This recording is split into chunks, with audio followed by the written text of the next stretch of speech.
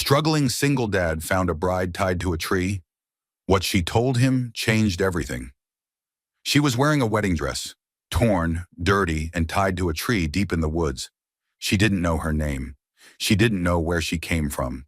And when a single father stumbled upon her that morning, neither of them could have imagined how much that moment would change their lives forever. This is not just a story about memory lost, but about love rediscovered, healing in the unlikeliest of places, and how kindness can lead us exactly where we're meant to be. Before we begin, if you love heartfelt stories about second chances, quiet strength, and the miracles hidden in everyday moments, be sure to subscribe to the channel and turn on the bell so you won't miss the next inspiring story. Now settle in. Let's begin The Bride with No Memory. The forest was unusually still that morning. Not the kind of stillness that brought peace, but the kind that made Jack Walker pause, his gloved hand tightening around the axe handle. Somewhere between the frost-bitten pines and the hush of snow-packed earth, something felt wrong. He squinted up toward the clearing, where the sunlight filtered through a patch of thinning fog. Just beyond the ridge, not far from where his property ended and the wild really began, he caught the glint of something white. It wasn't snow. It shimmered like satin, unnatural and out of place. Jack set the axe against a log and motioned toward his golden retriever, Scout, who was already sniffing the air with low whimpers. "Stay close," Jack murmured, and started up the incline. The pine needles crunched beneath his boots as he approached, heart beating faster than it had in months. Years, maybe. Ever since Carolyn passed, his life had been one long, quiet effort to keep breathing, for Ellie's sake. This mountain, the cabin, the solitude, they had been his refuge from a world that stopped making sense. But nothing in that refuge prepared him for what he found past the bend. There, tied to the trunk of an old pine, was a woman in a wedding dress. Her arms were bound loosely with what looked like a torn sash from her gown. She was sitting, slumped forward, her body trembling. The white fabric of her dress was smudged with dirt and leaves, and her bare feet were scraped raw from the forest floor. Blonde hair hung in tangled waves around her face, and her skin, pale as snowfall, was flushed with cold. Jack froze. She looked up slowly, eyes blinking against the light, eyes the color of stormy sea glass. "Please," she whispered, her voice thin and hoarse, "don't leave me here." Jack dropped to one knee. Hey, you're okay now. I'm not going anywhere." He gently reached for the sash and loosened the knots. Her wrists were scraped, but not badly. It looked more like she'd been restrained in panic, not with violence. "What happened?" he asked, scanning the woods for signs of others. "Were you in an accident?" She opened her mouth, but the words wouldn't come. Tears welled in her eyes and her lips quivered as if reaching for a memory that refused to surface. I don't know." Jack frowned. "You don't remember what happened?" She shook her head slowly. "I don't even know my name." Silence fell between them, broken only by the wind nudging the treetops. Jack exhaled and took off his flannel jacket, draping it over her shoulders. She flinched slightly at the contact but didn't pull away. "My name's Jack," he said softly. "Jack Walker. I live down that trail just a few minutes from here. I'm going to take you home, okay? You're safe now." She didn't answer, but her hands clutched the jacket like it was a lifeline. Scout patted over and sniffed her foot gently, letting out a soft whine. The woman looked down, then reached out and placed a trembling hand on the dog's head. That small act, fragile, instinctive, made something tighten in Jack's chest. He didn't know who she was or what dark story had led her here in a wedding dress, alone in the woods. But he knew fear when he saw it. He knew broken people, because he was one. Jack helped her to her feet. She was unsteady, her weight sagging against his arm, but she managed to walk beside him. The trail back to the cabin was quiet. The pines seemed to lean in protectively, like sentinels watching a wounded soul return to sanctuary. Jack didn't ask more questions. He sensed she was barely holding herself together. As they approached the clearing, Ellie came bounding from the porch in her snow boots and yellow parka. "Daddy! Scout's been gone for—" She stopped mid-sentence, her eyes wide as she took in the woman beside him. Jack knelt beside his daughter. "Ellie, sweetheart, this is a friend. She's had a hard morning and needs our help. Can we make her some tea?" Ellie looked from the woman's torn dress to Jack, then back again. Without a word, she turned and ran inside. Jack helped the woman onto the porch swing. She sat stiffly, like her body was unsure of its own movements. The sunlight caught in her hair, turning it to spun gold. He brought out a blanket and tucked it around her legs, then offered a mug of hot tea. "Thank you," she whispered, staring into the steam. I don't know what to do." "You don't have to figure it all out right now," Jack replied gently. "You're safe. That's what matters." She looked up at him, eyes shining with fear and gratitude. "What if I never remember?" Jack leaned against the railing, arms crossed. "Then we start from here, one moment at a time." The woman blinked, then nodded faintly. For the first time since he found her, something in her expression shifted, barely visible, like sunlight breaking through fog. Hope. And for Jack, who had stopped believing in second chances, that fragile flicker stirred something long buried. Maybe, just maybe, this was the beginning of a new story for them both. The woman sat curled on the worn-out couch, Jack's flannel shirt still draped over her shoulders, her hands wrapped tightly around a mug of now lukewarm tea.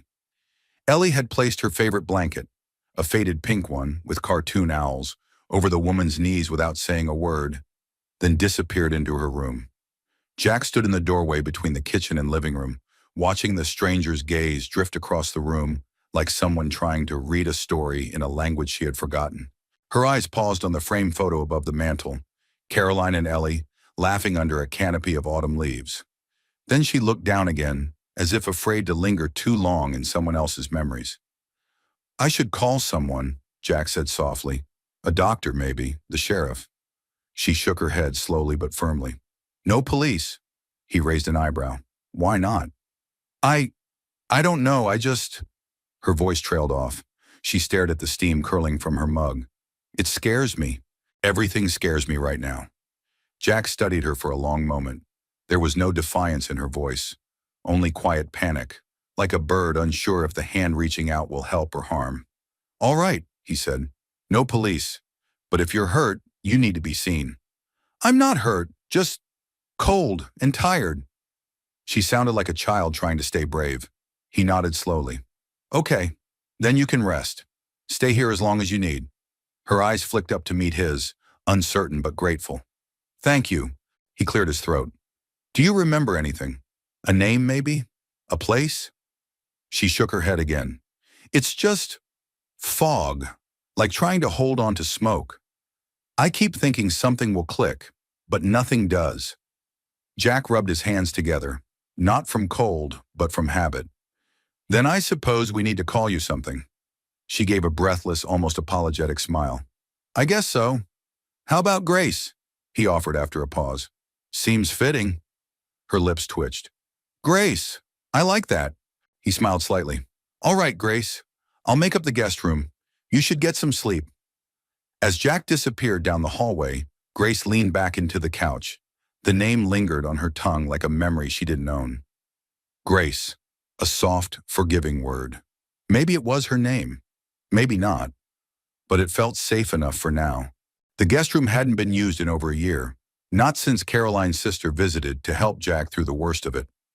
He dusted off the nightstand, shook out clean sheets, and opened the window just enough to let in a bit of the mountain air. "Room's ready," he said when he returned. Grace tried to stand but winced as she put weight on her bare feet. Jack was at her side in an instant. "Here." He offered his arm. She hesitated, then took it. Her fingers were ice cold. Jack led her down the short hallway, flicked on the lamp, and helped her sit on the edge of the bed. "There's a clean towel and some clothes in the dresser. Probably too big, but they're warm." She nodded, blinking hard. "You didn't have to do all this." "Yes, I did," he said simply. And with that, he turned and closed the door behind him. That night, the cabin was unusually quiet. Ellie had gone to bed early without her usual string of bedtime questions.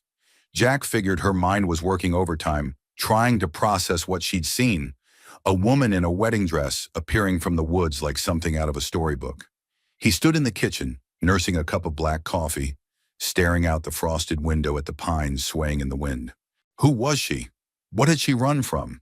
And why did the idea of the sheriff scare her so much? Scout patted over, leaning against Jack's leg. "I know, boy," Jack murmured. Something's not right, but I believe her. Scout gave a quiet huff and returned to his spot by the fireplace. Jack looked up at the old wooden crossbeam above the mantel.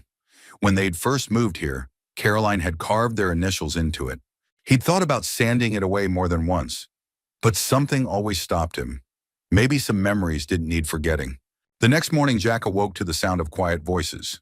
He stepped into the hallway and paused just outside the kitchen. Grace was sitting at the table, hair still damp from a shower, wearing one of Jack's flannel shirts and a pair of sweatpants rolled twice at the ankles. Ellie was perched across from her, holding a brush in one hand and a stuffed bunny in the other. "I like your hair," Ellie said softly. Grace smiled. "Thank you. Yours is beautiful too. Can I braid it?"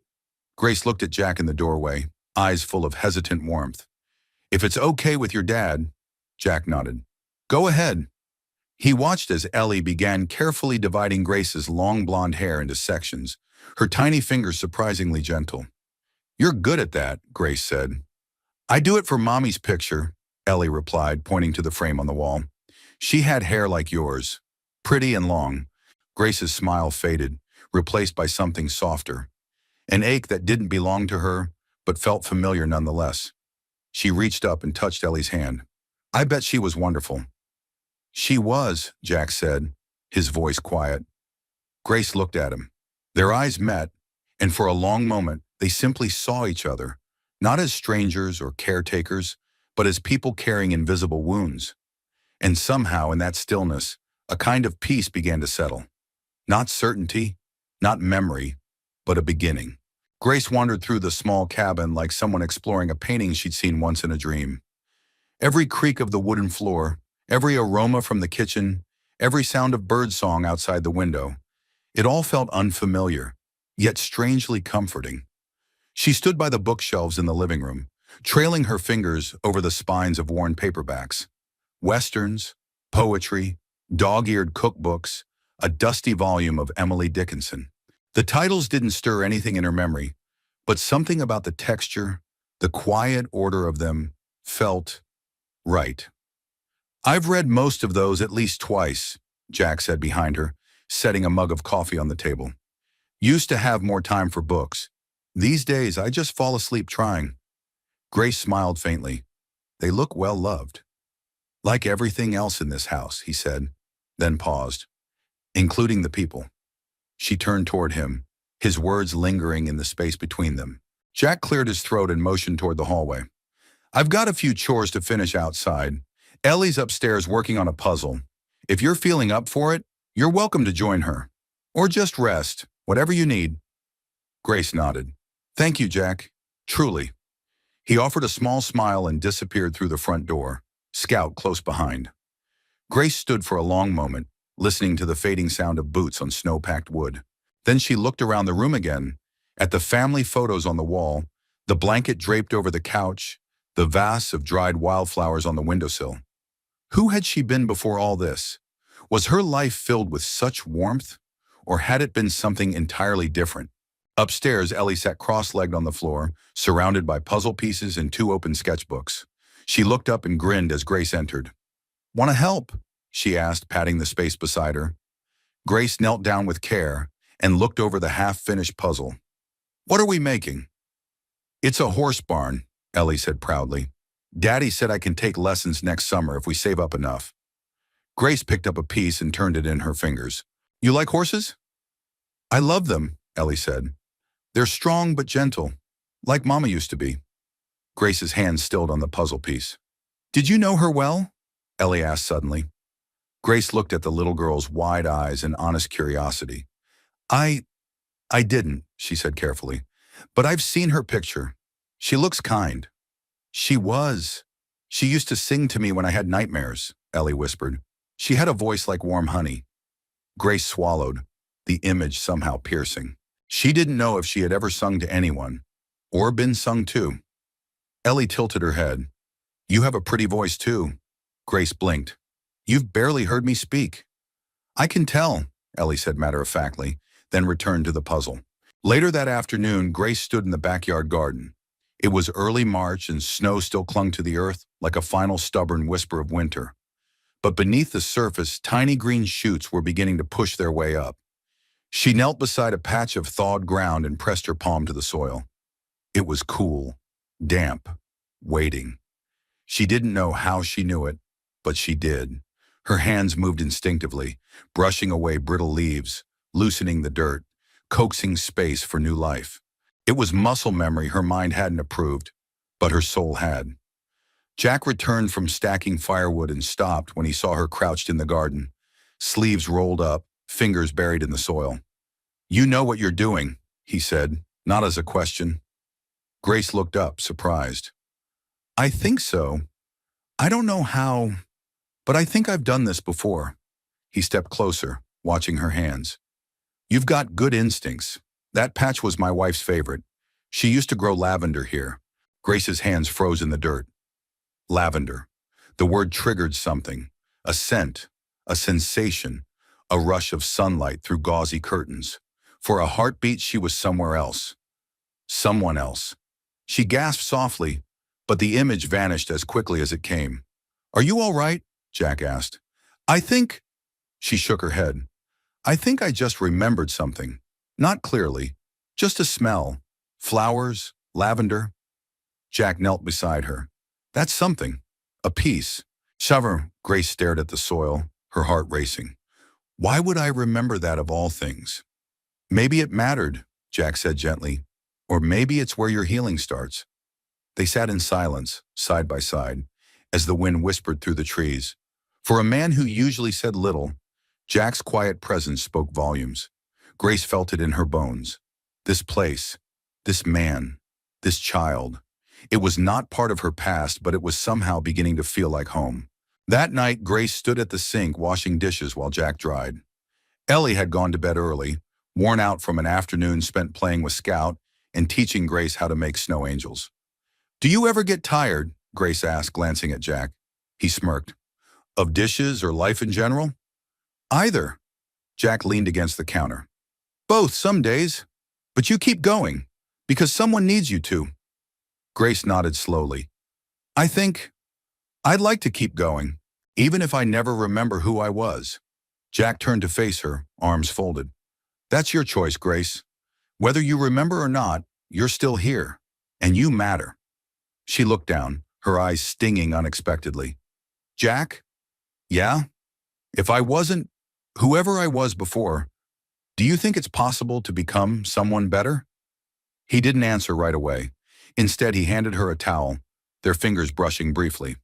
"I think," he said softly, "you already are." Jack hadn't touched Caroline's journal in over a year. It sat where she left it, on the second shelf of the built-in hutch beside the fireplace, tucked between an old hymnal and a local birdwatching guide. Dust had gathered on the spine, and though he walked by it nearly every day, his fingers always hesitated to reach for it. Until now. Grace had gone to bed early that night, complaining of a mild headache. Jack suspected it was more emotional than physical, another ripple in the storm of her recovery. Ellie had fallen asleep reading beside Scout, the dog's head resting on her feet like a pillow. The house was still, steeped in the silence unique to mountain winters. Jack poured himself a cup of tea, not bothering with sugar or cream, and stood in front of the shelf. He ran a hand along the faded leather of the journal's cover. Then, with a steady breath, he slid it free and sat down by the fire.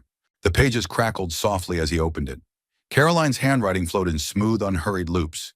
She'd written in the evenings after Ellie had gone to bed, when the house was dark and her thoughts could stretch out without interruption. Jack flipped to a random page. March 8th. The wind rattled the windows again tonight. Jack says it'll snow by morning. Ellie tried to say lavender today. She ended up calling it lavender. I laughed until I cried. God, I hope she always says it that way. I never want to forget this day. Jack smiled faintly, then closed the journal. It hurt, but it also soothed something deeper, like pressure being slowly released from a wound too long ignored. He wasn't sure why he'd pulled it out now. Maybe because Caroline had always written with such faith in small joys, and maybe because somehow Grace's presence in this house was helping him remember those joys again. The next morning dawned silver and quiet. A thick layer of fog drifted across the pines, turning the forest into a watercolor painting. Grace stood at the window in the kitchen, wrapped in one of Jack's heavy flannel shirts, a mug cradled in both hands. "It's beautiful," she whispered. Jack looked up from the skillet where he was cooking scrambled eggs. "It's like this most of March. Sky doesn't know what it wants to be yet." She smiled. "I think I understand that." Jack glanced at her. She hadn't said much since yesterday's memory flicker in the garden. But he saw the change, the way she carried herself with a little more certainty, the way her eyes stayed open longer when looking out at the world. "You want to come with me into town later?" he asked. "I need to get more feed and a few things for Ellie." She hesitated. "Town might mean people." "It does. And people might mean recognition." He nodded. "Could." Grace bit her lip. "Is it reckless if I want to go anyway?" Jack smiled gently. "No, I think it's brave." They rode into town in Jack's old Chevy pickup, Grace bundled in a wool coat that had belonged to Caroline. It was slightly too big, but she didn't seem to mind. She watched the snowy pines blur into fences, barns, and finally the main street of Cedar Ridge, a small town wrapped in old brick buildings, hand-painted signs, and faded American flags. Jack parked outside the feed store. "You can stay in the truck if you'd rather." "I'll come," she said, unbuckling her seatbelt. Inside, the smell of sawdust and hay greeted them. An older man behind the counter waved at Jack. "Morning, Walker." "Morning, Chuck." Chuck's eyes moved to Grace. "Don't believe we've met." Grace's grip tightened slightly on the edge of her coat.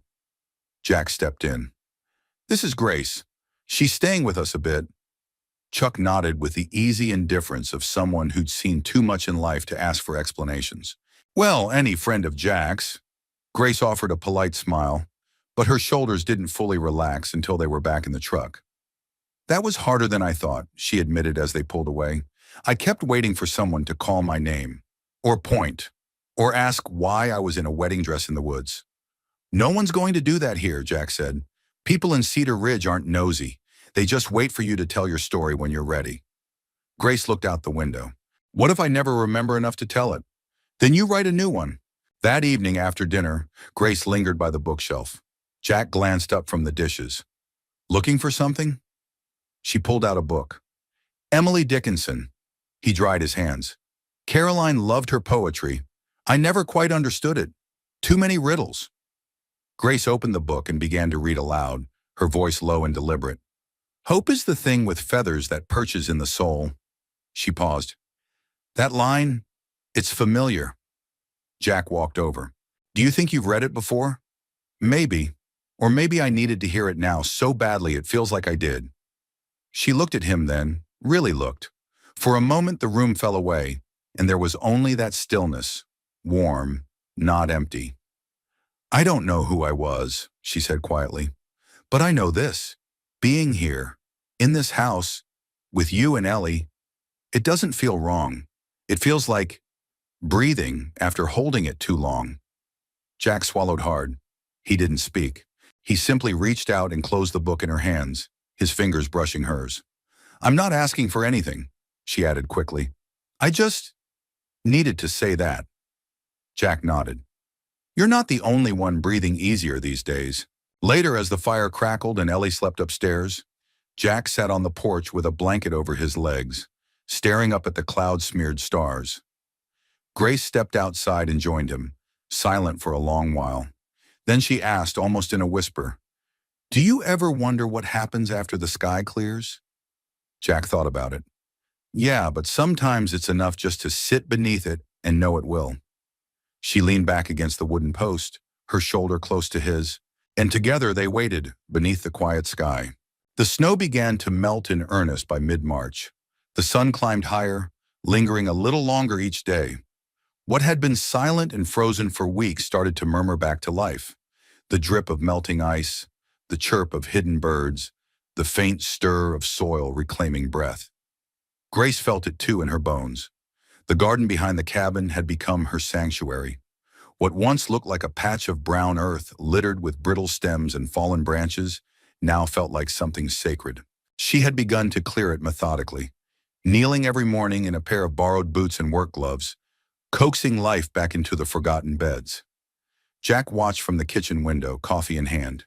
Grace worked with quiet focus, never asking for help, but never pushing anyone away either. Ellie often wandered out to supervise, offering a running commentary on worms and root shapes. Scout trailed behind them like a faithful assistant. She's really doing it, Jack murmured to himself. He hadn't touched that garden since Caroline died. He'd meant to. Every spring he'd promised he would, but the ache had always been too fresh. Now watching Grace press her hands into the earth with such care, it felt like watching a part of Caroline come back to life, yet entirely new.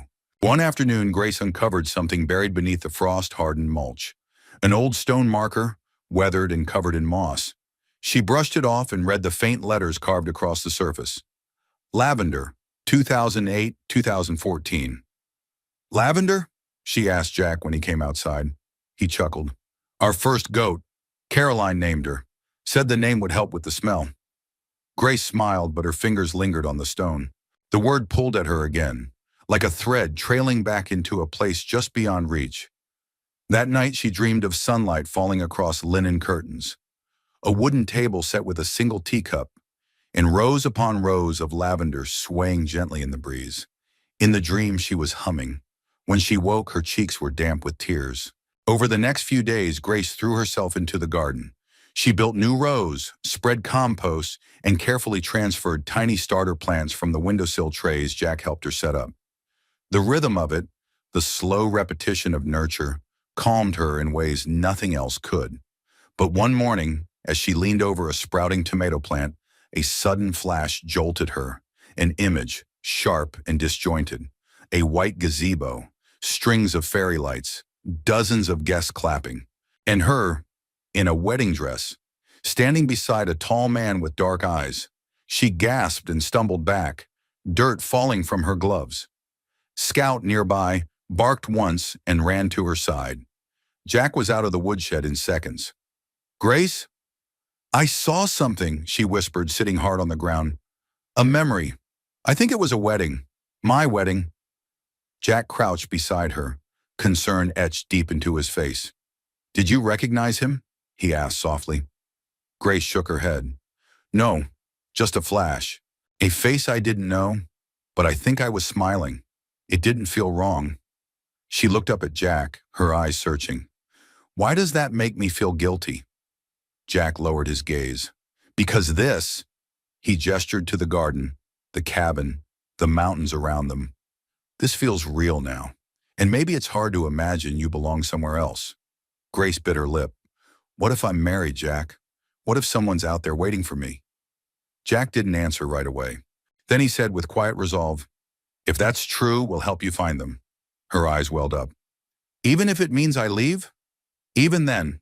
That night, Ellie insisted they all have dinner in the backyard, picnic style.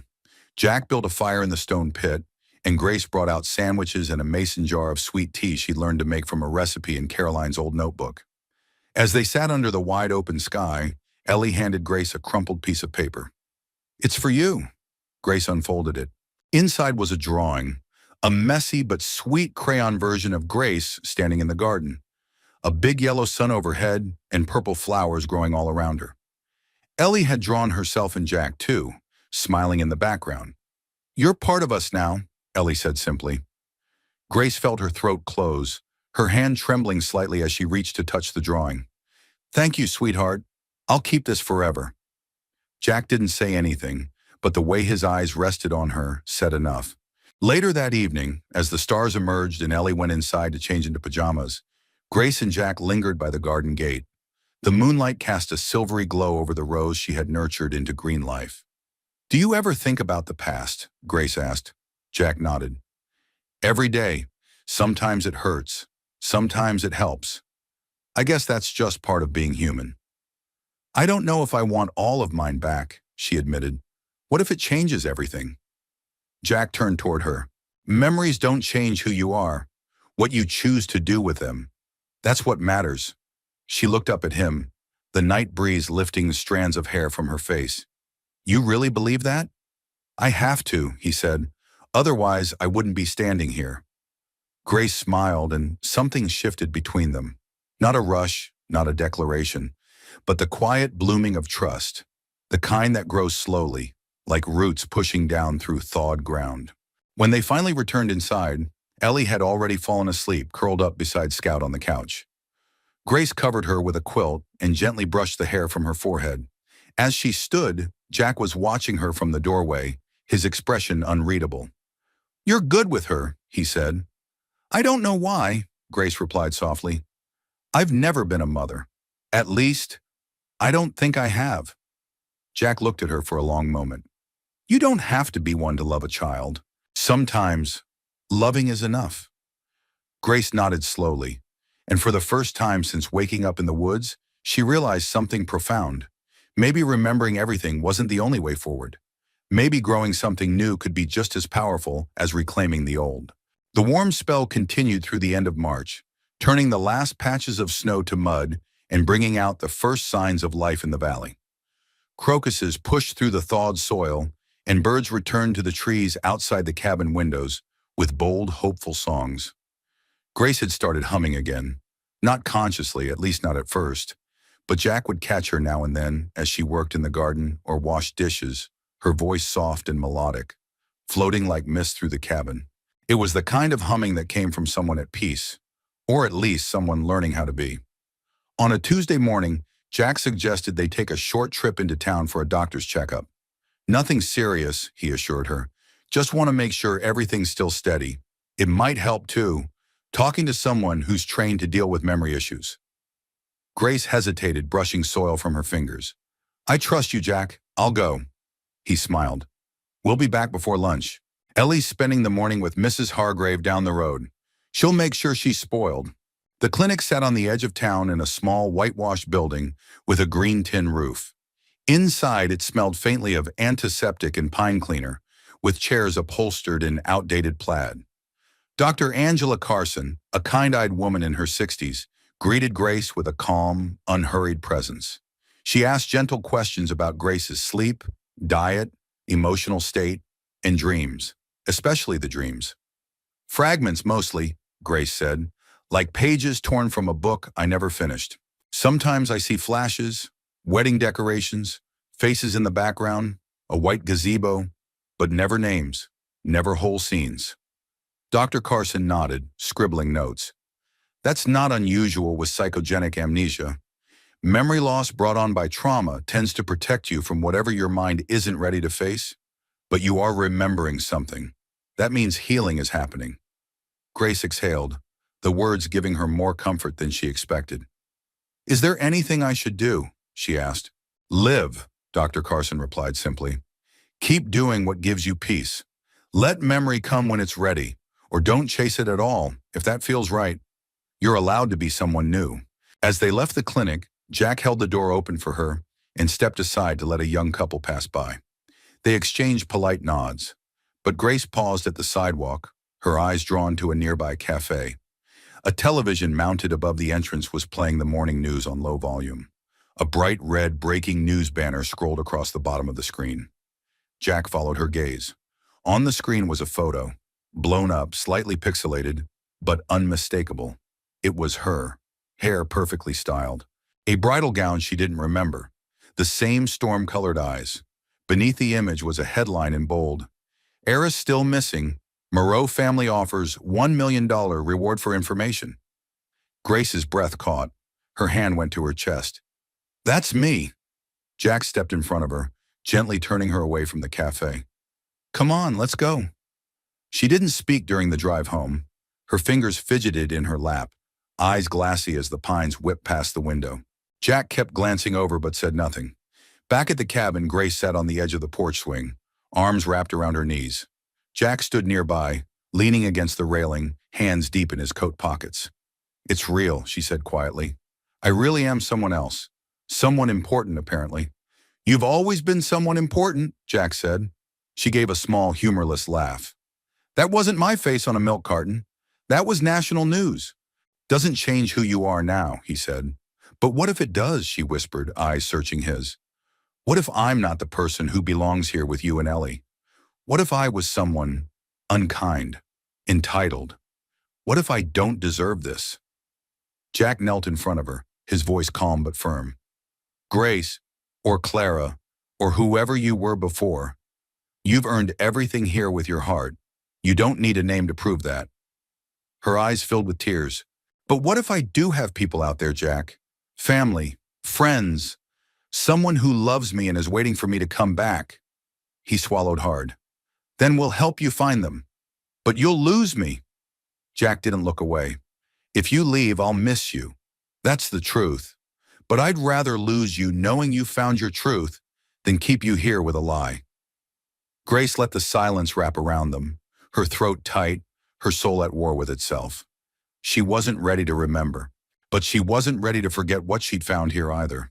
Later that evening, as a cold wind swept through the valley, Grace stood at the window of the guest room, watching the first stars pierce the sky. The news segment had shaken her more than she wanted to admit. She didn't know what was worse, being forgotten or being remembered by a world she didn't recognize. A quiet knock came at the door. It was Ellie, barefoot in pajamas, holding a small book under one arm. "Can I sleep in here tonight?" she asked. Grace nodded and opened the covers for her. As Ellie settled beside her, she whispered, "Daddy said you might have to go away." Grace's heart clenched. "I don't know yet, sweetheart." Ellie turned on her side, facing her. "If you do, can you still write to us?" Grace swallowed. "Yes, I promise." "I drew another picture for you," Ellie said sleepily. "It's me, and you, and Daddy planting flowers. And there's a bunny too." Grace smiled through her tears. "I can't wait to see it." Within minutes, Ellie was asleep, her little hand curled into Grace's.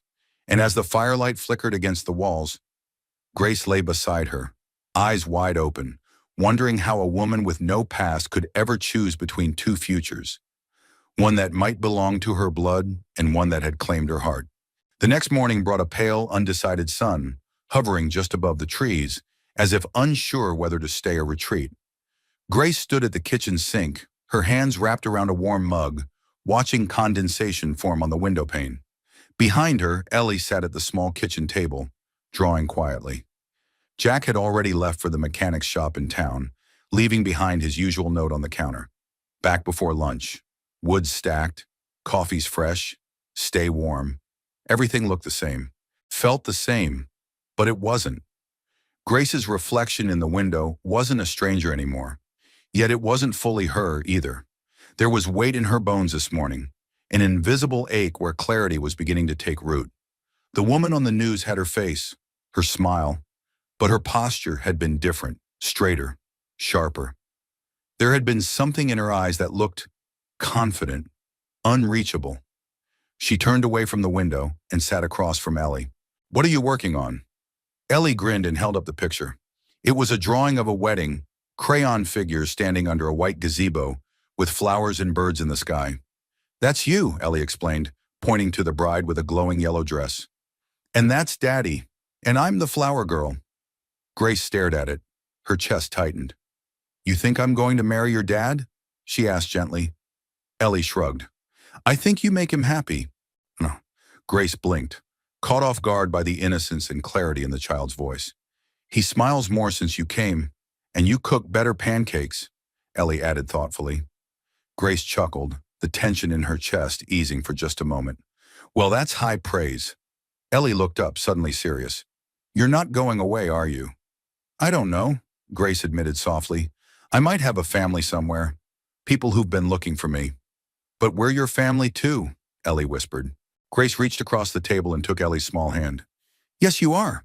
That afternoon, when Jack returned, Grace was waiting for him on the porch. Her coat was zipped, her eyes steady. "I want to go back into town," she said. "To the library." Jack studied her for a moment, reading the resolve beneath her calm tone. "Are you sure?" "No, but I need to know more. If that's me, if I'm really Clara Moreau, then I can't pretend it's not true." Jack gave a single nod. "I'll drive." The Cedar Ridge Library was a modest building tucked between the post office and a hardware store. Inside, it smelled of old books, wood polish, and faintly of lavender, though Grace couldn't be sure if that last part was real or imagined. She sat at one of the computers, Jack nearby, quietly pretending to read a farming magazine. He was close enough to offer support, but far enough to let her make the choice. She typed Clara Moreau into the search bar and hit enter. There she was. Headline after headline. Clara Moreau vanishes before wedding to tech heir. Moreau family, we just want her home. $1 million reward offered in disappearance of Boston heiress. Grace clicked through the articles, each one filling in the shape of a life she didn't recognize. Clara Moreau, only daughter of Victor and Evelyn Moreau. Socialite, philanthropist, former equestrian champion, engaged to Evan Chandler, CEO of a fast-growing robotics firm. Wedding date, February 10th. Estimated time of disappearance the evening before. She leaned back in the chair, hands trembling. That was only 6 weeks ago. I ran, she murmured. Jack looked up. I ran from the wedding, she repeated. I don't know why, but I didn't want to marry him. Jack didn't speak. He simply waited, steady and unshaken, like the mountain itself. Grace scrolled down. One article included security footage, grainy but clear. Clara exiting a hotel through the rear lobby, dressed in street clothes, holding a duffel bag. Her breath caught. She hadn't been taken. She had left on purpose. Back at the cabin, Grace sat by the fire, staring at the flickering flames while Jack poured them each a cup of tea. So, he said quietly, it's real. You know who you are. Grace nodded. I still don't remember any of it, not truly. But I know now. I know I left. I disappeared. Jack sat across from her. Do you think you were running from him? Or something else? She hesitated. Both, maybe. I don't remember being afraid of him, but I don't remember loving him either. It all feels distant. Like someone else's movie I watched too many times. Jack set down his cup. What are you going to do? Grace looked up at him, eyes filled with grief and clarity. I don't know. I feel like I owe them an explanation. My parents, Evan, the people I left behind. But I also feel like the person I became here matters just as much. She paused. I'm not Clara. Not anymore. Not fully. I don't want to go back to that world. Not if it means giving up this one. Jack met her gaze. You don't have to decide today. Grace looked down at her hands. What if I already have? That night, Grace couldn't sleep. She walked out onto the porch, wrapping herself in a quilt, and sat beneath the stars. The sky was clear, endless. She listened to the quiet hum of nature, the gentle rustling of trees, the far-off hoot of an owl. Then she heard the screen door creak. Jack stepped out beside her, holding 2 mugs. Couldn't sleep? He asked. She shook her head. Too much noise in my mind. He sat next to her, handing her one of the mugs. They sipped in silence.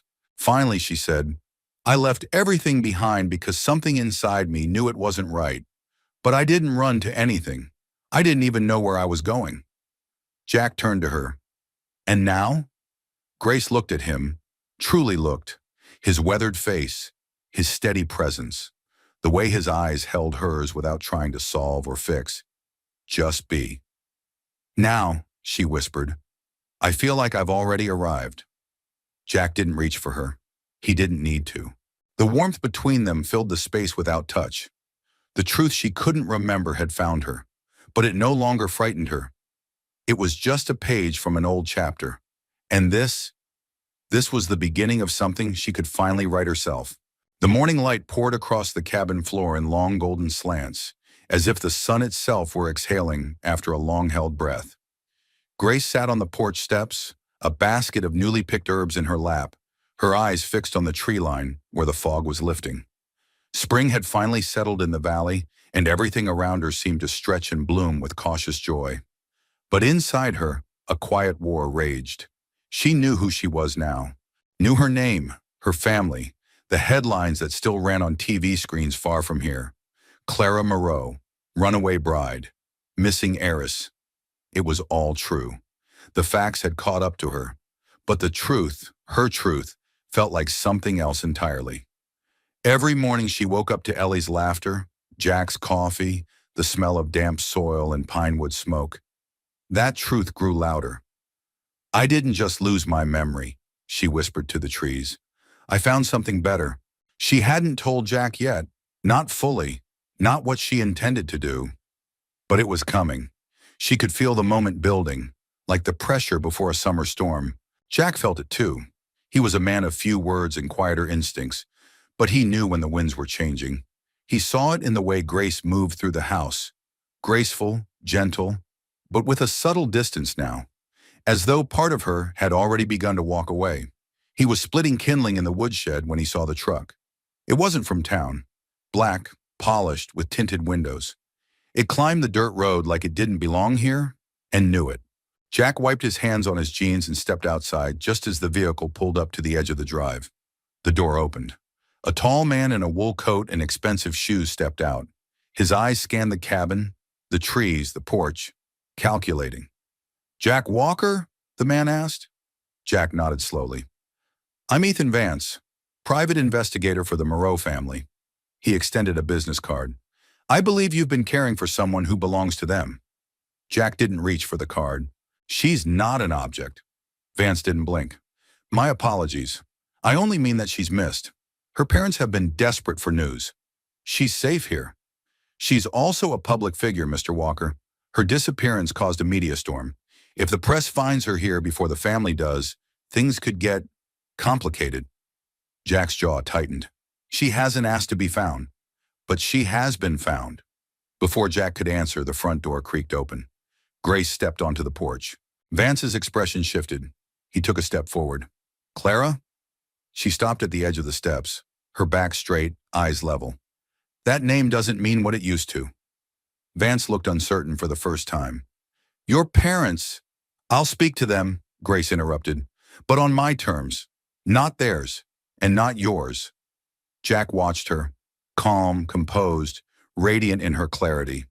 She wasn't the woman he'd found in the forest weeks ago. She was something new, someone whole. "I'll come with you," she said softly, "but I'm not staying." Vance hesitated.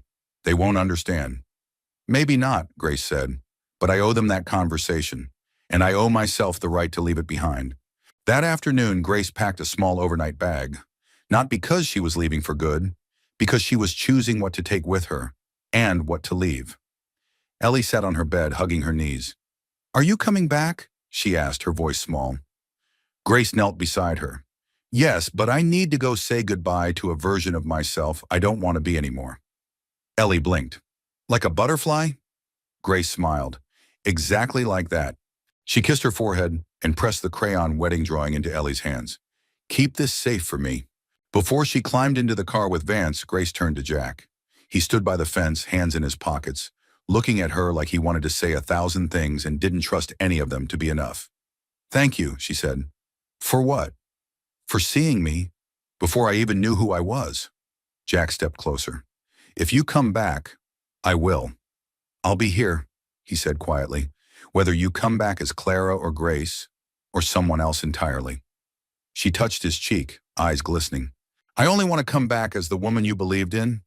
Then she turned and got into the car. Jack stood in the dust of the driveway long after the car disappeared into the trees. The Moreau estate was everything she remembered and nothing she recognized. Marble halls, gilded staircases, walls lined with paintings of ancestors whose faces might as well have belonged to strangers. Her mother wept the moment she walked in. Her father clutched her hand like it was a life raft. The reunion was full of cameras, tears, security detail, reporters. It wasn't home. It never had been. Over the next 2 days, Grace sat with them, listened to their stories, their fears, their guilt. She reassured them she was alive, not angry, not broken. She accepted their concern, their offers of therapy, their plans to restore her place in the world. Then gently, she declined them all. "I'm not coming back to this life," she said over breakfast on the veranda. "I've found something that makes me feel more like myself than I ever did here." Her father looked heartbroken. Her mother looked stunned, but neither tried to stop her. And when she walked out the front doors of the estate with her single bag and a heart full of certainty, Clara Moreau finally said goodbye. When Grace stepped out of the cab in front of the cabin 2 days later, the wind smelled of pine and wood smoke. The light slanted through the trees like it had waited just for her. Jack was chopping wood out back. He turned, eyes widening. She smiled. "I told you I'd come back." He didn't say a word. He just walked forward and pulled her into his arms. And for the first time in a long, long time, there was no past chasing her. Only the present and the beautiful unknown that waited just ahead. The day Grace returned to the cabin, the valley seemed to exhale. The trees stood taller, the wind softened. The birds, silent all morning, filled the branches with song again, as if the rhythm of the woods had been waiting for her to resume. She slipped easily back into the life she left only days before, planting, baking, walking alongside Jack and Ellie through the tall grasses. Yet something had changed unmistakably in her. She moved with quiet conviction, as if each step she took was chosen, not wandered into. Jack noticed. He hadn't asked what had happened in Boston. She'd volunteered a few small details: the tense conversation with her parents, the eerie coldness of the estate, the final, hollow meeting with Evan Chandler, her would-be groom, who hadn't even asked if she was all right. "He seemed more upset about the wedding venue than about me," she'd said, half laughing, half grieving. But beyond that, she didn't linger. "What matters now," she told Jack one evening as they sipped tea by the fire, "is that I came back to what felt real." He'd simply nodded, his hand resting lightly on hers. April arrived with unexpected heat. By the second week, the streams were running fast, and the grass grew thick and green underfoot. Grace had begun setting up a small produce stand near the road with Ellie, selling bunches of herbs, early spring greens, and homemade candles poured into mason jars. They called it the garden table, painted in Ellie's looping handwriting. On Friday morning, Jack headed out to the far ridge to help an older neighbor repair a fence line. Grace stayed behind with Ellie, planning to tend the garden and prepare lunch. Around noon, the wind shifted. Grace was in the back rows with Scout when she smelled it, faint at first but distinct. Smoke, not the familiar scent of the fireplace or the wood stove. This was different, sharper, drier, wild. She looked toward the ridge. The sky was starting to tint, barely visible through the tops of the trees. Her heart stuttered. Then a sound echoed through the valley, the distant crackle of burning wood, followed by the keening cry of a hawk wheeling overhead. She ran. "Ellie!" she called, voice sharp. "Get your boots, now!" The girl appeared on the porch, clutching her sketch pad. "What's wrong?" "Into the truck, honey, now. Don't argue." She tossed the garden gloves aside and helped Ellie into the passenger seat, Scout leaping into the back. Grace slammed the door, turned the key. The old truck growled awake. As they turned onto the road, she glanced back. A plume of smoke had begun to rise behind the ridge. It was spreading fast, hungry and uncontained. They passed the neighbor's pasture on the way down, and Grace pulled over, yelling for help. The neighbor, eyes wide, nodded and pointed toward the county road. "We called it in," he shouted. "Fire crews en route. Wind's bad today. Gonna move fast." Grace nodded and drove on, heart thudding. At the edge of the main road, she saw flashing lights approaching. Relief washed over her as she spotted a fire truck, then a familiar shape running toward them. "Jack." She stopped the truck, leapt out. "Jack!" He caught her in a hug so tight it knocked the breath from her lungs. "Are you okay?" "We're fine," she gasped. "Ellie's in the truck. I smelled the smoke." "You did right," he said. "Fast action saved time. They're trying to cut a brake line now." Grace turned toward the ridge. "Will it reach the cabin?" Jack hesitated. "It's possible." She looked back at the truck. "Then we have to go." But Jack stopped her. "I need to stay and help. Go with Ellie. Take her to town. I'll be right behind when I can." Grace's instinct was to argue, but she read the calm in his face, the unshakable steadiness he wore like armor. So she nodded, kissed him once, quick, fierce, and climbed back into the truck. In town, the community center buzzed with energy. Locals gathered to offer aid, check updates, pass out food and water.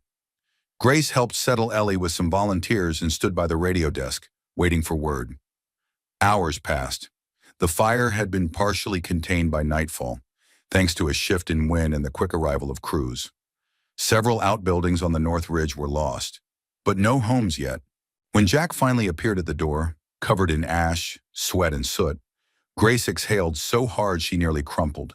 They didn't speak, just held each other for a long, long moment. "I thought I'd lost it," Jack murmured into her hair. "The cabin. Everything." "But you didn't," Grace whispered. "We're still here." The next morning, Grace walked with Ellie back to the garden. There were scorch marks on the far edge of the field, but the cabin had been spared. The plants looked wilted, stunned, but alive. Ellie knelt down, touching a singed basil leaf. Will it grow again? Grace looked around them, at the blackened soil, the patches of green pushing through anyway. Yes, she said. It will. Jack joined them a moment later, limping slightly from a minor sprain, but otherwise intact. He stood beside Grace, their shoulders brushing. I think it's time we rebuild, he said. We didn't lose it, she replied, smiling. We're just starting from stronger roots. That night back in the cabin, the air smelled like smoke and pine sap. Grace tucked Ellie into bed, kissed her forehead, and stepped out onto the porch where Jack was sitting, watching the stars emerge. She sat beside him and reached for his hand. I've been thinking, she said. Uh-oh, she smiled. I want to stay. He turned. I thought you already decided that. I did, she said, but now I want to build something. Not just stay, with you, with Ellie, with this place. Jack's voice was quiet. Then we build. Above them, the stars blinked softly. Behind them, the forest whispered and waited. And around them, something sacred and wild began to grow again. The fire had left a scar, not just on the land, but in the air. In the way the pines whispered a little quieter, and the birds took longer to return to song. Yet even with ash still clinging to the edges of the field, life pushed forward. So did Grace. Over the next week, she doubled down in the garden, turning over burnt soil, planting new seeds, and repairing the hand-painted sign for the garden table with Ellie's help. Jack cleared out the shed, fixing what he could salvage, and replacing what he couldn't. There was a rhythm to their days now, weathered but gentle. Rebuilding was easier than remembering, and more healing too. Then without warning, the world Grace had walked away from found its way back. It came in the form of a black town car, humming up the driveway on a Wednesday morning. Jack stood by the woodpile when he saw it. He didn't need to read the license plate to know. Grace met the car on the porch, wiping her hands on her apron, her hair tied back with a bandana, soil under her nails. She looked nothing like the woman in the news clippings, and she didn't care. The man who stepped out was tall, lean, and impeccably dressed. His silver hair gleamed in the sun. He took off his sunglasses, revealing eyes that had seen too much, and not nearly enough. Her father. Clara, he said softly. Grace, she corrected, standing her ground. Victor Moreau blinked once. All right, then. Behind him, another door opened, and Evelyn Moreau stepped out, more tentative, her heels sinking slightly in the gravel. We didn't mean to ambush you, she said gently. We asked your assistant, and she told us where to find you. I don't have an assistant, Grace replied. Victor cleared his throat. Your attorney. We've been working with her since the trust accounts needed authorization. You've been removed as primary beneficiary until your return. Grace looked from one to the other. So this isn't just a reunion, it's about money. No, Evelyn said quickly. It's about you, about finding out if you're truly okay. Grace crossed her arms. I'm more than okay, but I'm not going back to that world. Victor's face twitched. Clara, Grace, you don't have to cut us out completely. I'm not cutting you out, she said. I'm choosing a life that feels like mine. For once. Jack approached then, cautious but calm. Would you like some coffee? Victor gave a stiff nod. Evelyn smiled with soft relief. They sat on the porch, mismatched mugs in hand, the Moreaus looking painfully out of place among the rustic charm, like oil paintings hanging in a farmhouse kitchen. Grace stood between them and Jack, her voice even. I'll answer anything, but I need you to hear me first. I'm not the daughter you lost. I'm the woman I became when I stopped trying to be her. Evelyn's eyes filled. Can we get to know this version of you? Grace paused, then, yes, but on equal footing. Later that evening, after the Moreaus had returned to their hotel, Jack and Grace stood by the garden, where new sprouts were pushing their way through blackened soil. I never thought they'd show up here, Jack admitted. I always thought they might, Grace said, but I didn't expect it to hurt so little. Jack looked at her. I still love them, she said, but I don't belong to them. I belong to myself now, and maybe to this place. He moved closer. And to me? She didn't answer with words. She reached for his hand and laced her fingers through his, squeezing tight. The following morning, she met her parents for breakfast in town. They sat in a quiet corner of the diner, sipping weak coffee and eating eggs that came from the farm down the road.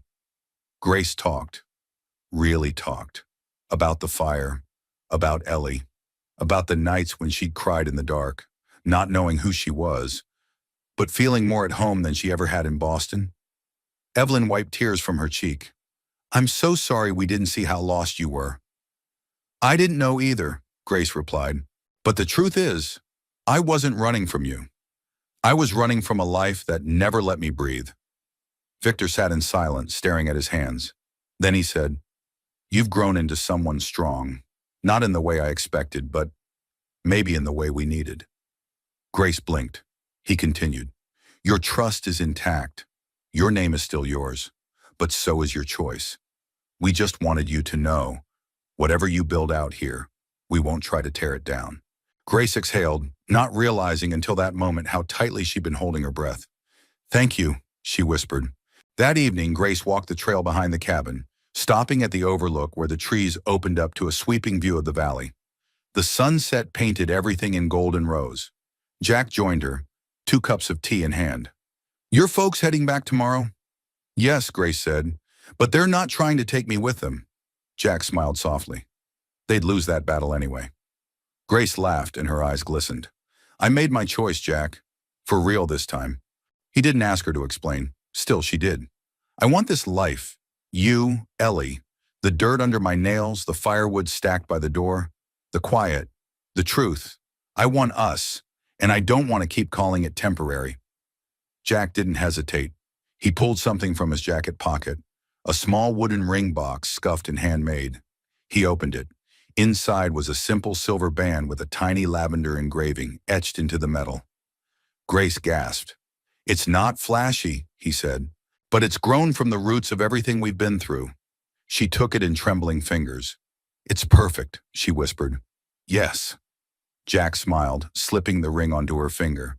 And beneath the stars, with the scent of damp soil and pine all around them, Grace chose not just the man or the place, but the life they would build together, one day, one season, one sunrise at a time. Spring in the valley arrived like a hymn, quiet at first, almost hesitant, then swelling into a chorus of green and bloom. The snowmelt fed the creeks, the sun lingered longer on the mountaintops, and the wildflowers returned to the edges of the garden as if answering a long-awaited call. Grace woke early every morning, often before the birds. She liked the hush of that hour, the space it gave her to breathe, reflect, and smile into the silence. Her ring, now glinting on her left hand, was as modest as it was meaningful. She wore it like skin. Jack had made it himself over weeks, carving and shaping it between long hours at the garage and late evenings by the fire. He never told her how many times he'd restarted it. She never asked. Some things didn't need words. The cabin had changed too. There were fresh curtains in the windows, sewn by Grace and Ellie on rainy afternoons. The porch swing had been sanded and repainted. The kitchen had a new shelf lined with mason jars filled with dried herbs from the garden, lavender, thyme, chamomile. On the sill above the sink, a small sign Ellie had painted read, "Hope grows here," and it did. Everywhere Grace looked, life was rising from the ground.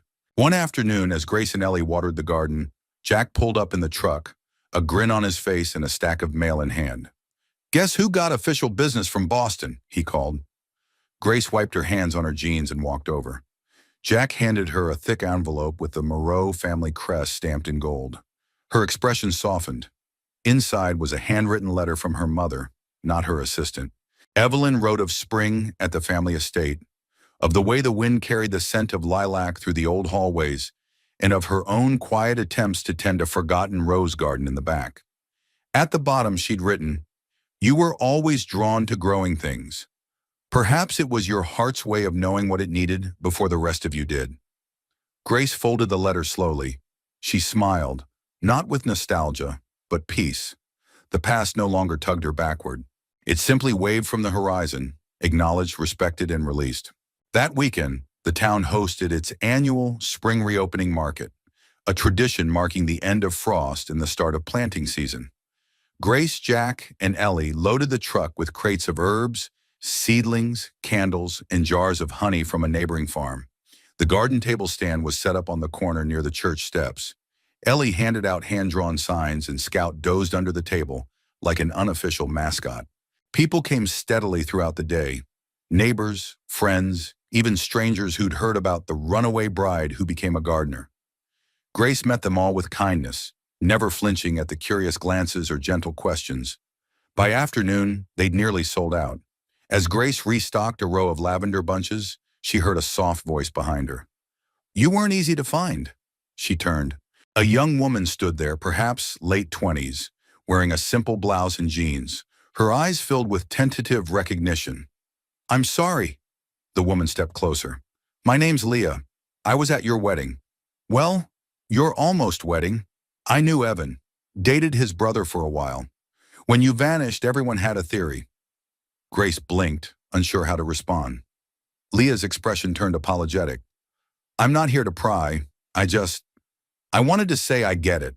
I left too. Walked away from the city, the noise, the expectations. Found peace in a pottery studio 2 towns over." She paused, then added with a smile, "Seeing you here, it's like getting permission." Grace smiled back. "You never needed it, but I'm glad you found your peace." Leah nodded once, then slipped away into the crowd. Jack came up beside her. "Friend?" "Something like that," Grace said. And in that moment she realized her story had ripples. Quiet ones, maybe, but powerful. That evening, back at the cabin, Ellie stood in the middle of the garden holding a small trowel and a brown envelope. "What's this?" Grace asked, kneeling beside her. Ellie beamed. "Saved some of the seeds from the fall. Daddy taught me. I want to plant them together." She tore open the packet and dropped a few into Grace's palm. Grace stared down at the tiny specks of life. "I don't even know what they are," she whispered. "Doesn't matter," Ellie said. "It'll be something good." Distured together, they pressed the seeds into the earth. Later that night, Jack and Grace sat by the fire, their hands laced, shoulders brushing. He looked over at her. "You ever wonder what your old life would look like now?" Grace considered it. "I think about it less than I used to. I remember pieces now, some birthdays, some names, but they don't pull at me anymore. It's like they've found a shelf where they can rest." Jack nodded. "You ever miss it?" She leaned into him. "I miss parts of the person I was learning to become before I ran, but I think she finally caught up." He pressed a kiss to her temple. "I'm proud of you," he murmured. Grace closed her eyes. "I'm proud of us." As the firelight flickered, Jack pulled a small notebook from the side table. "Got something to show you." He opened it to a rough sketch. Simple lines, charcoal on paper. A cabin expanded. One more room, more light, a wider porch. A swing set out back. Grace stared, blinking. "Is this?" "Our future," Jack said. "If you want it." She touched the page, her voice catching. Yes, I do." The next morning, Grace stepped out into the garden alone, barefoot in the damp grass. The dew clung to her skin, cool and alive. She walked to the lavender bed, now blooming again. The scent wrapped around her like memory and promise. She knelt and whispered something soft to the plants, something between prayer and gratitude. And as she stood, she realized she didn't just survive losing her memory. She rewrote it, in roots and soil, in laughter and late-night tea, in Ellie's drawings and Jack's quiet strength, in every seed planted and every hand held. She had become a new story, and it was growing. The morning dawned golden and kind. Mist clung gently to the valley floor, and the scent of pine and lilac drifted on the breeze. The cabin, once a quiet refuge for a grieving man and his little girl, now pulsed with quiet excitement. Something was different today, something sacred. Inside, Ellie adjusted the lace hem of her soft lilac dress, biting her lip as she stared at her reflection in the mirror. She had never worn anything this twirly, as she called it. Jack knelt beside her, adjusting the ribbon in her hair. "You look just like your mama when she dressed for spring church." Ellie tilted her head. "Do you think she'd be happy today?" He paused, the question settling into his chest. "I think she'd be proud. Of you, of us, and of how much love found its way back here." He kissed her forehead, then reached for the little basket of wildflowers she was clutching. "You've got petals to throw, kiddo." She grinned. Out in the garden, Grace stood in front of the mirror Jack had built for her. An old farmhouse window frame polished and hung from the pine outside their room. She wore a dress she had sewn with Evelyn during a quiet weekend visit, stitched by hand with care and grace. The sleeves were simple, the neckline modest, but the skirt swirled like a soft whisper with every breath of wind. Her rings sparkled faintly in the morning sun. She took a deep breath, feeling not nerves, but peace. There were no crowds, no cameras, no headlines, just pine trees, a few close neighbors, Ellie's giggle floating across the field, and Jack, somewhere out there, waiting. She didn't remember her first almost wedding, but she would remember this one, every second of it. The ceremony was held under the same old oak where Jack had first built the garden boxes, back when Grace was still more mystery than memory. Chairs were lined in two neat rows, draped with fabric and hung with mason jars filled with lavender and daisies. The breeze carried the scent like a prayer. Ellie walked down the aisle first, barefoot and glowing, scattering petals like she was painting the air with joy. When she reached the front, she took her place beside Jack and whispered loudly, "She's coming, Daddy." Grace stepped out from behind the tall row of sunflowers and paused, soaking it all in. The sight of Jack, standing tall, his flannel shirt tucked into clean slacks, his eyes misty but smiling, nearly undid her. He didn't look like a fairy tale prince. He looked like home, and she was walking toward it. With every step, her past faded just a little more. Not forgotten but folded in, like compost to soil, something once painful now feeding the beauty of what was growing.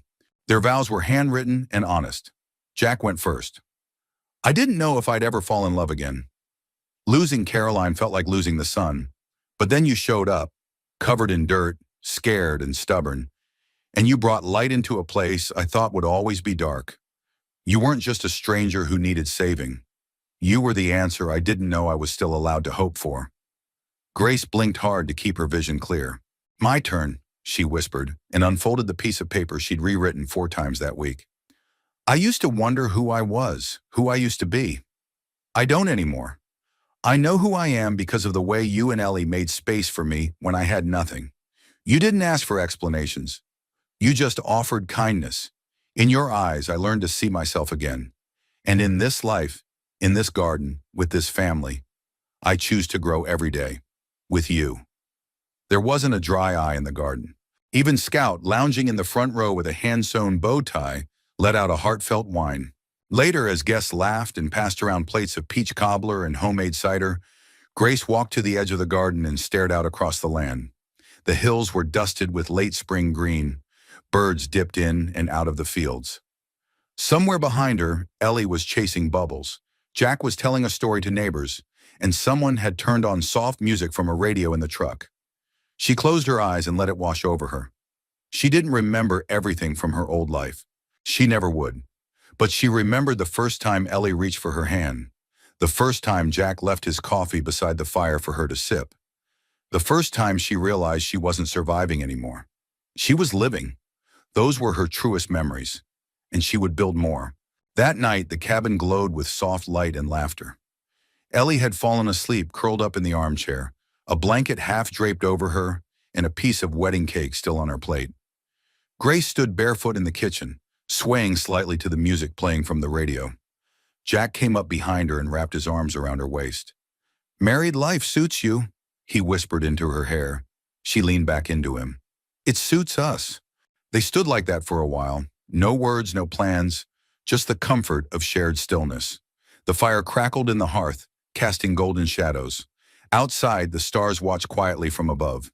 Finally, Jack said, "What do you want our first morning as husband and wife to be like?" Grace turned to face him, her smile soft and steady.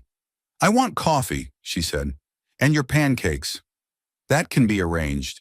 And I want to take Ellie down to the creek, pick wildflowers, and press them into a book, so I never forget this day." Jack brushed her cheek with his thumb. "You're not going to forget anything that matters." "No," she said, resting her forehead to his, "because this is the memory we built, and it's ours." In the quiet cabin in the woods where a single dad once lived with sorrow and strength, where a lost woman found not only a name but a purpose, where a child found her voice again, something beautiful had taken root. It would bloom every season, and it would never fade. Now it's your turn. Where are you watching from? I'd love to know which part of the world you're in. Drop a comment below and let me know what touched you most in this story. Your thoughts truly inspire me to keep creating. If you enjoyed The Bride with No Memory and you believe in the power of kindness, healing, and second chances, please don't forget to subscribe to the channel, hit the like button, and turn on the bell so you won't miss the next story. Thank you so much for watching and sharing your time with me today. Wherever you are, I hope this story brought a little warmth to your heart.